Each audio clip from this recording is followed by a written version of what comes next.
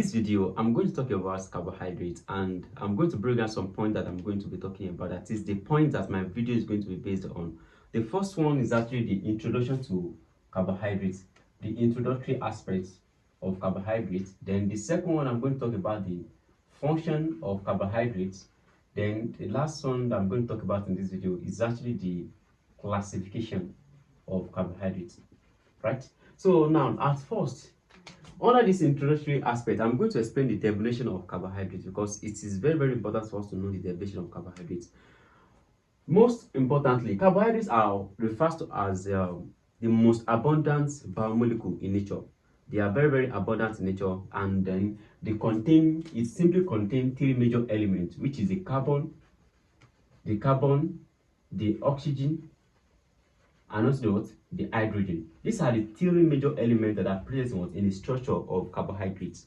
And I'm going to draw a structure out. I'm going to use the structure to actually explain everything about the introductory aspect of carbohydrates. Now listen, let's say we have the structure of glucose here, which is the monosaccharide, right? Let's say we have the structure of glucose here.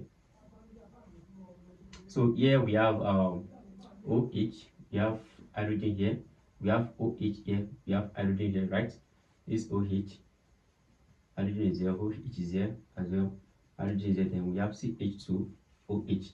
Now listen carefully. This actually the structure of what of this is referred to as deep glucose.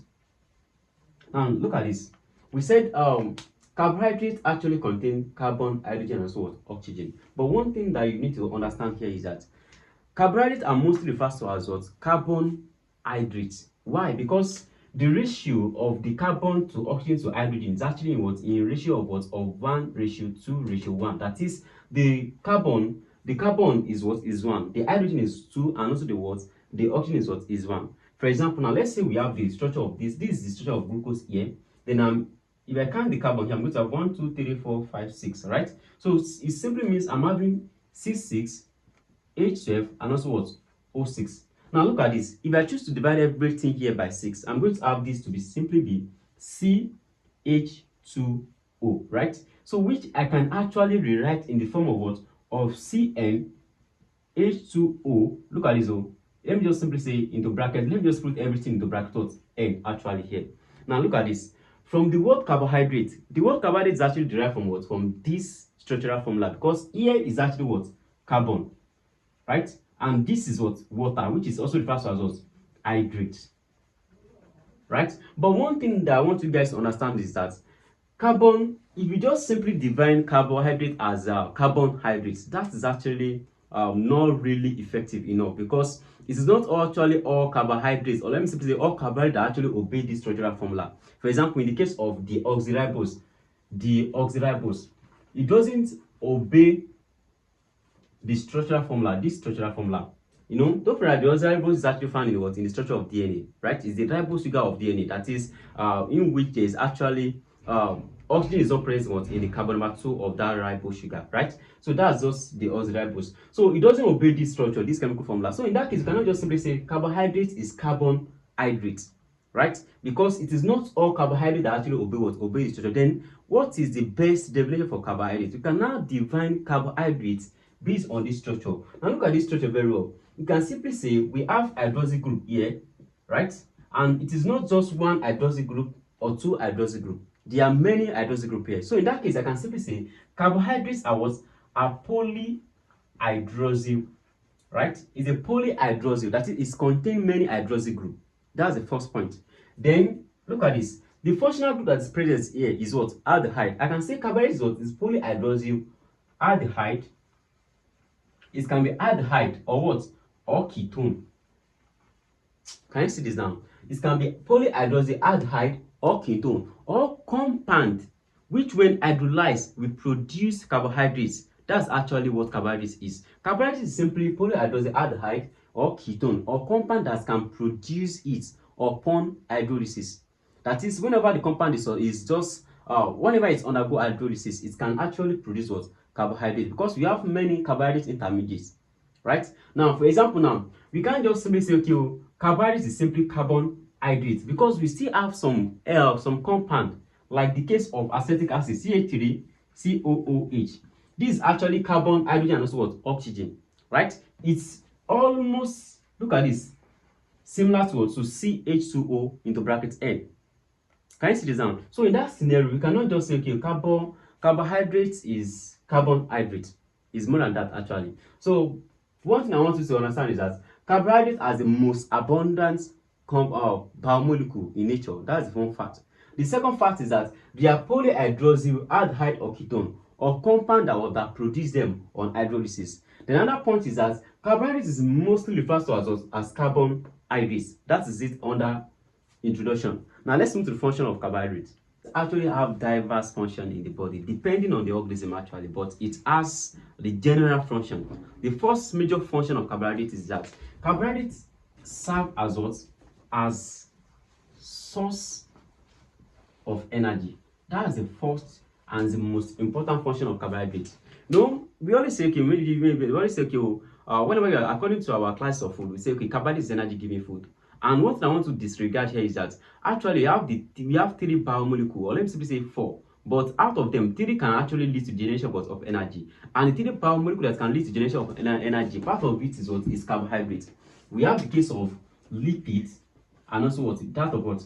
Of proteins. So these 3 biomolecules can actually generate energy, right? But one thing about carbohydrates is that carbohydrates is actually the immediate source of energy in the body. That is the immediate, it yields energy easily as fast as possible. That's one thing about carbohydrates. We have fast releasing carbohydrates and also slow releasing carbohydrates, but I'm going to talk about it more better once we get to classification of carbohydrates. But let's just move here. Carbohydrates actually serve as a source of energy because there is this carbohydrates molecule that we have, which is also known as glucose.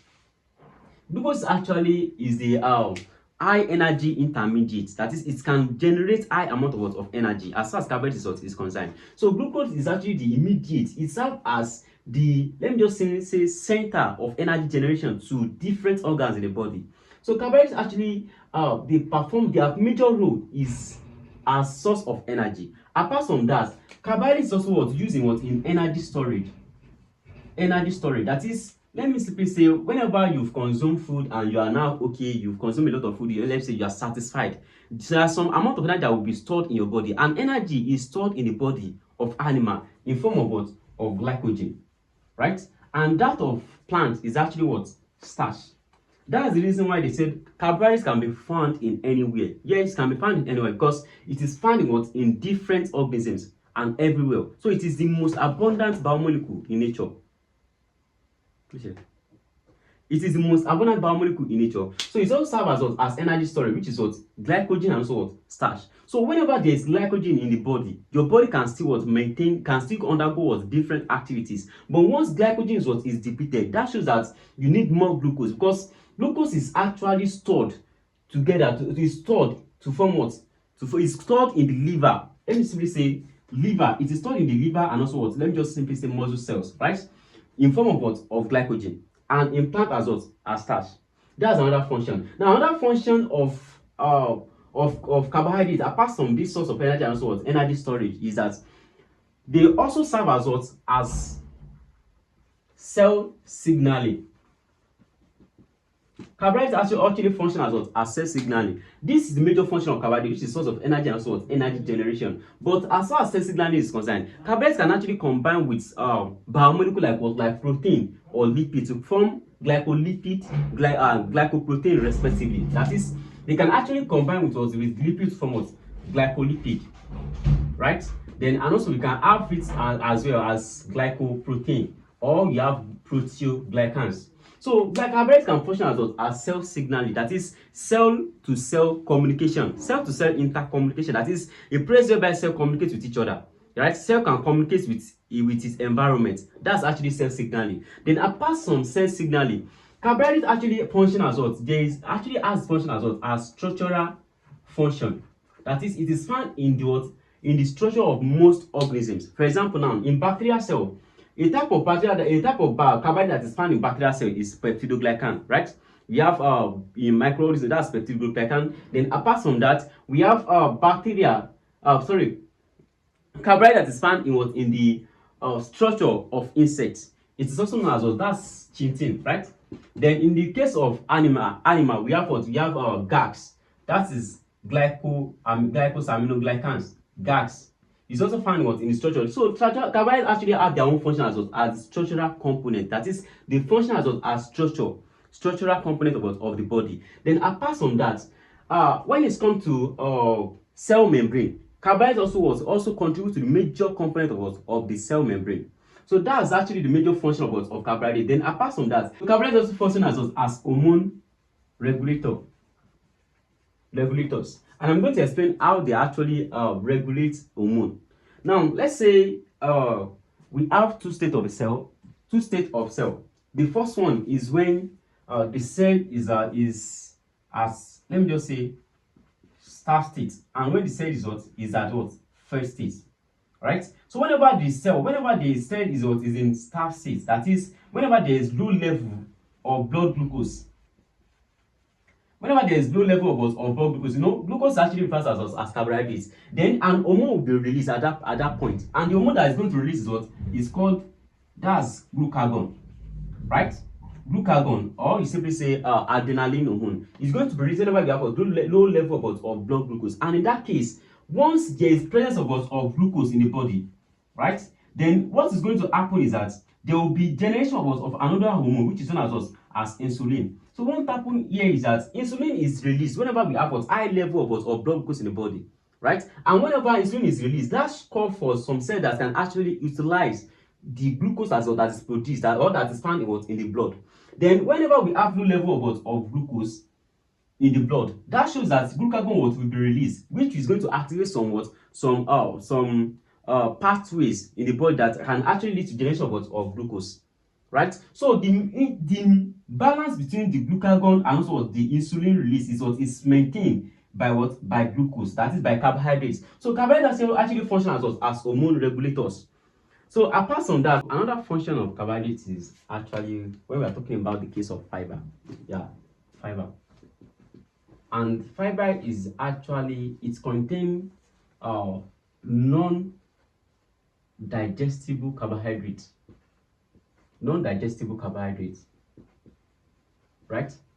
That is, what I'm simply saying is that the carbohydrate that our body cannot metabolize, they are the ones that form fiber. And it's also known as dietary fiber.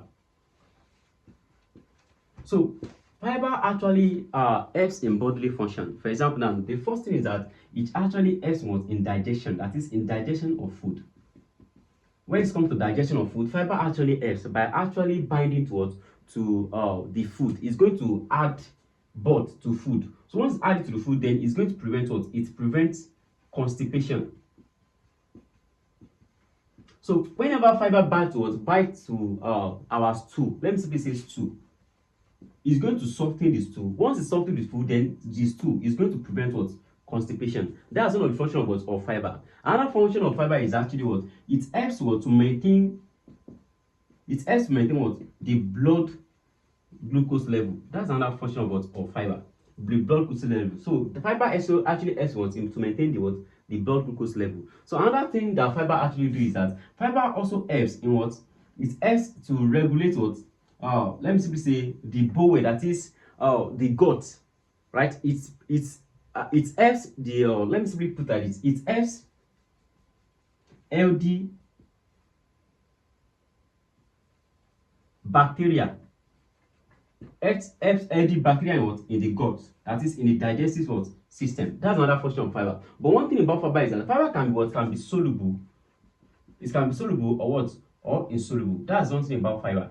It is soluble or insoluble fiber. So that's just it. So carbohydrates perform diverse roles in the body, and depending on the organisms, so they perform many functions, diverse functions. For example, now the helps in inflammation. That's another function. The helps in inflammation. That is, the aid inflammation. That's another function of carbohydrates. That's another one. Another thing is that they help in antioxidant regulation, and that one is very important. Before I forget, it's very important. They help in antioxidant regulation. Antioxidant